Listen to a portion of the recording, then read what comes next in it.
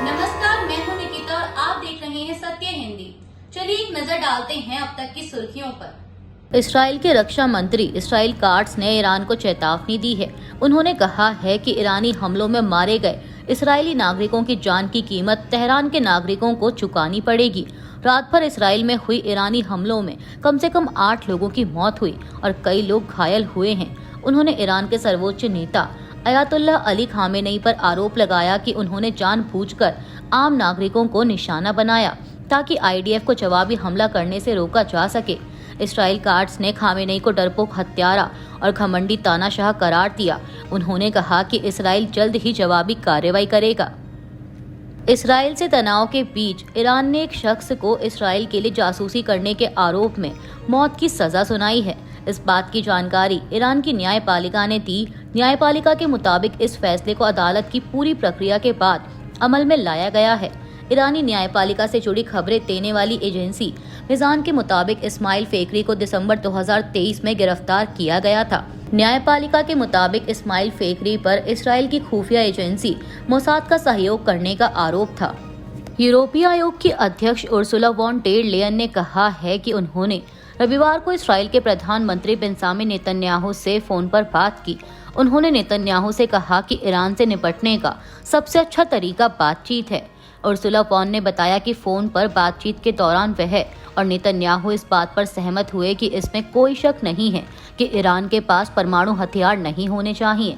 इससे पहले Ursula von der Leyen ने गजा में इसराइल की कार्रवाई की आलोचना की थी, लेकिन उन्होंने कहा कि ईरान का संयुक्त राष्ट्र की परमाणु निगरानी संस्था के नियमों का पालन न करना इसराइल को अपनी रक्षा करने का अधिकार देता है। उन्होंने कहा कि ईरान ही क्षेत्रीय अस्थिरता का मुख्य कारण है।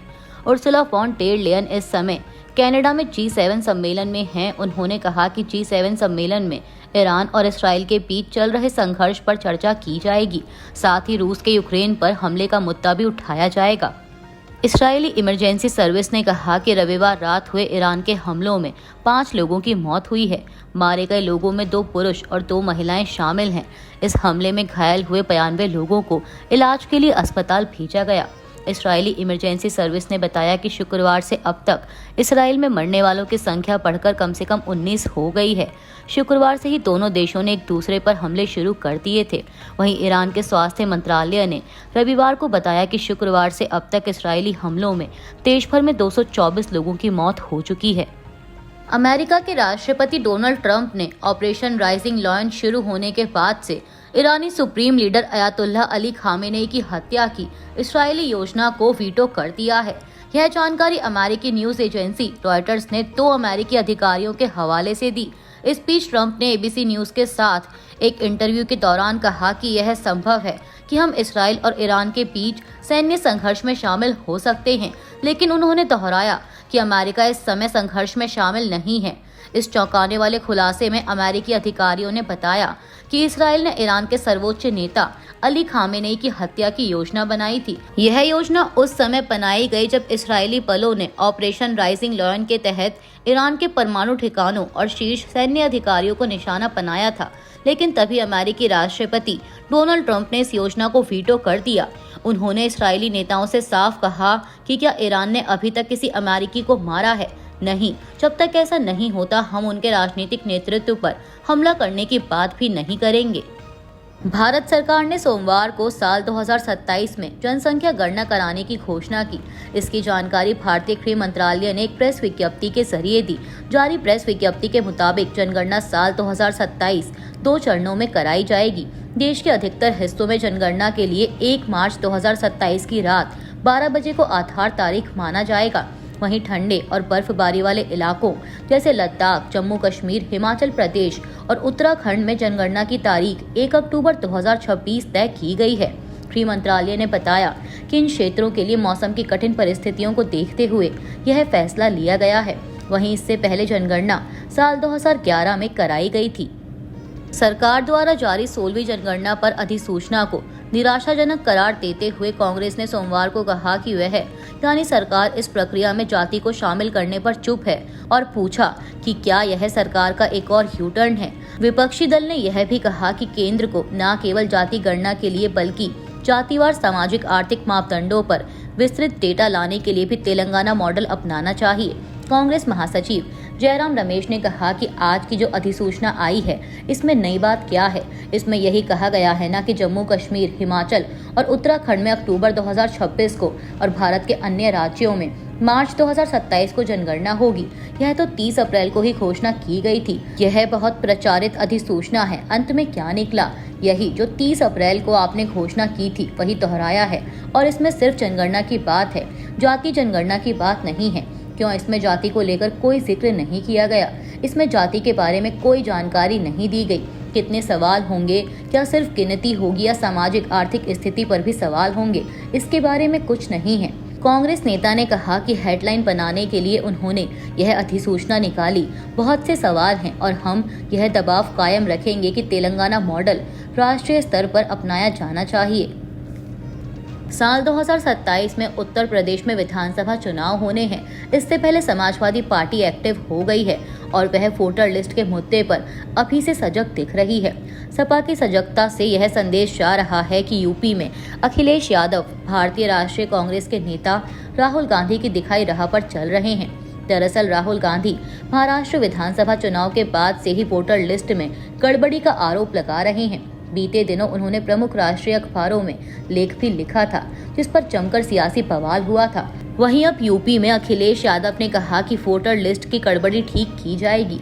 समाजवादी पार्टी प्रमुख ने लखनऊ में एक प्रेस वार्ता के दौरान कहा कि अपनी वोटर लिस्ट को ठीक कराने का काम करेंगे और भाजपा ने जो फर्जी वोटर बनाए हैं उन पर भी आपत्ति करेंगे। अल्पसंख्यक मोर्चे की बैठक के बाद अखिलेश ने कहा कि मैं धन्यवाद देता हूं अपने संगठन के लोगों का, जिन्होंने यह संकल्प लिया है कि अपनी वोटर लिस्ट को सुधारने का काम करेंगे। भारत के प्रधानमंत्री नरेंद्र मोदी को साइप्रस के राष्ट्रपति निकोस क्रिस्टोडोलाइड्स ने सोमवार को साइप्रस के सर्वोच्च नागरिक सम्मान grand cross of the order of Makarios third से सम्मानित किया है।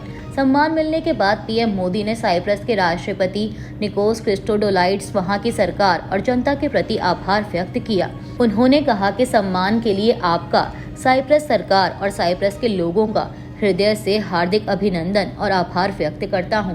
यह सम्मान सिर्फ मेरा नहीं बल्कि 140 करोड़ भारतवासियों का सम्मान है।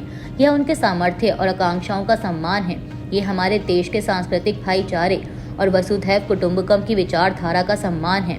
मैं ये सम्मान भारत और साइप्रस के मैत्रीपूर्ण संबंधों, हमारे साझा मूल्यों और हमारी पारस्परिक समझ को समर्पित करता हूँ। बता दें कि प्रधानमंत्री मोदी इस समय साइप्रस के दौरे पर हैं। इस दौरे के बाद वह कनाडा में होने वाले G7 देशों के शिखर सम्मेलन में हिस्सा लेंगे। उत्तर प्रदेश के अमरोहा में एक पटाखा फैक्ट्री में हुए धमाके में 4 लोगों की मौत हुई है। मरने वालों में सभी महिलाएं हैं। वहीं इस धमाके में 6 महिलाएं घायल भी हुई हैं। सभी घायल महिलाओं को जिला अस्पताल में भर्ती कराया गया। मामला अमरोहा के रजबपुर थाना इलाके का है। फैक्ट्री में धमाका किस वजह से हुआ उसका पता नहीं चल पाया है। पुलिस का कहना है कि वह धमाके के कारणों का पता लगा रही है। इस मामले पर अमरोहा के एसपी अमित कुमार आनंद ने पत्रकारों से कहा कि लगभग 12 बजे एक लाइसेंसी पटाखा फैक्ट्री में विस्फोट होने की सूचना मिली थी। तत्काल मौके पर पुलिस फोर्स और एम्बुलेंस पहुंची। उन्होंने बताया कि यहां पर 4 महिलाओं की मौत हुई है। उनके शवों को पोस्टमार्टम के लिए भेज दिया गया है। वहीं 6 महिलाओं के घायल होने की भी सूचना मिली, जिन्हें इलाज के लिए अस्पताल भेज दिया गया है। टीएमसी सांसद अभिषेक बनर्जी ने सोमवार को पहलगाम आतंकी हमले पर केंद्र पर जवाबदेही की कमी का आरोप लगाया और सीमा सुरक्षा, विदेश नीति, कथित खुफिया विफलता और राष्ट्र को विश्वास में लेने में इसकी अक्षमता पर 5 सवाल उठाए। एक्स पर एक लंबे पोस्ट में अभिषेक बनर्जी ने दावा किया कि पहलगाम आतंकी हमले को 55 दिन से अधिक हो चुके हैं। यह बहुत चिंताजनक है कि लोकतंत्र में ना तो मुख्य धारा का मीडिया, ना ही विपक्ष के सदस्य और ना ही न्यायपालिका भारत सरकार के समक्ष इन 5 महत्वपूर्ण सवालों को उठाने के लिए आगे आई है।